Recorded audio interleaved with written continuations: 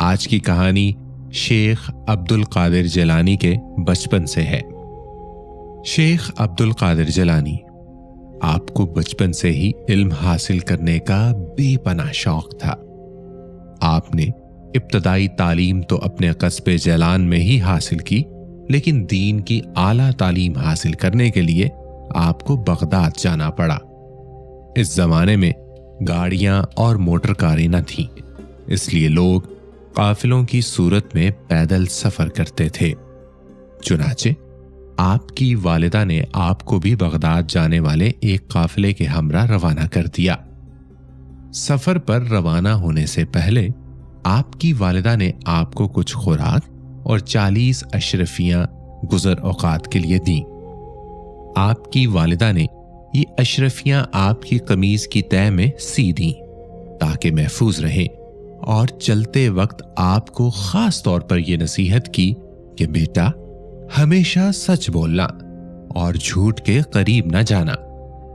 آپ نے ماں کی اس نصیحت کو غور سے سنا اور سفر پر روانہ ہو گئے۔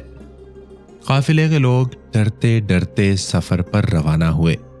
انہیں اس بات کا بھی خدشہ تھا کہ کہیں راستے میں ڈاکو قافلے پر حملہ نہ کرتے، کیونکہ ان دنوں راستے غیر محفوظ تھے اور ڈاکو اکثر قافلوں کو لوٹ لیا کرتے تھے۔ آخر وہی ہوا جس بات کا ڈر تھا۔ قافلے نے ابھی سفر کی 2 منزلیں ہی طے کی تھیں کہ ڈاکوؤں کے ایک گروہ نے رات کی تاریکی میں حملہ کر دیا۔ تمام قافلے میں افراتفری اور بھگدڑ مچ گئی اور ڈاکوؤں نے اہل قافلہ کو خوب لوٹا۔ ایک ڈاکو شیخ عبد القادر جیلانی کے پاس آیا اور کہنے لگا، لڑکے تیرے پاس کیا ہے؟ آپ نے جواب دیا، میرے پاس 40 اشرفیاں ہیں جو میری قمیض کی تہہ میں سلی ہوئی ہیں۔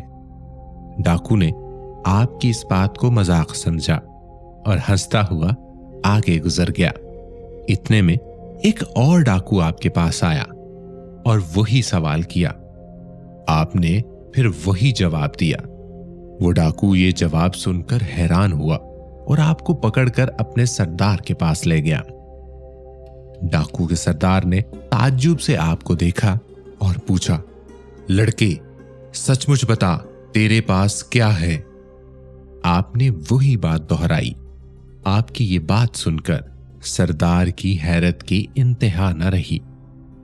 آپ نے اپنی قمیض کی تہہ کو کھولا تو پوری 40 اشرفیاں زمین پر گر پڑیں۔ اشرفیاں دیکھ کر سردار کی آنکھیں حیرت سے کھلی کی کھلی رہ گئیں۔ اس نے آپ سے مخاطب ہو کر کہا، لڑکے تو نے سچ بول کر اپنا راز کیوں فاش کر دیا؟ حالانکہ تو آسانی سے اپنی اشرفیاں بچا سکتا تھا۔ آپ نے جواب دیا، میری ماں نے مجھے نصیحت کی تھی کہ بیٹا ہمیشہ سچ بولنا۔ میں نے اپنی ماں کی نصیحت پر عمل کیا ہے۔ آپ کا یہ جواب سن کر سردار اس قدر متاثر ہوا کہ بے ساختہ اس کی آنکھوں میں آنسو آ گئے۔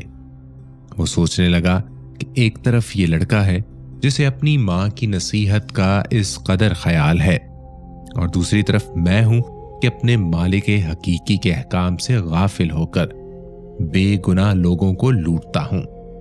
اس کے دل سے غفلت کا پردہ دور ہو گیا۔ اس نے توبہ کر لی اور قافلے کا لوٹا ہوا مال واپس کر دیا۔ اس طرح آپ کی سچائی کی بدولت ڈاکوؤں کی اصلاح ہو گئی اور وہ نیکی اور پرہیزگاری کی زندگی گزارنے لگے۔ جی تو کہانی گھر کے سننے اور دیکھنے والوں، آپ کو یہ کہانی کیسی لگی؟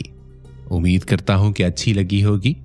چینل کو سبسکرائب کر لیجئے اور گھنٹی والے بٹن کو دبا دیجئے تاکہ ہماری آنے والی ہر نئی کہانی آپ تک پہنچ سکے۔ انشاءاللہ کسی اور کہانی میں آپ سے ملاقات ہوگی۔ اپنا خیال رکھیے گا، دعا میں یاد رکھیے گا۔ اللہ حافظ۔